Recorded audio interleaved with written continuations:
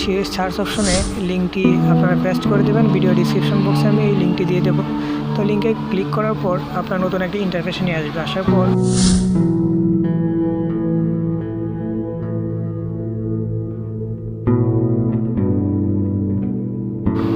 জন্ম নিবন্ধন নাম্বারটি আমি উঠিয়ে নিচ্ছি। জন্ম নিবন্ধন উঠানোর পরে তারিখ অ্যাড করতে হবে। আমি এবার জন্ম তারিখটি দিয়ে দিচ্ছি।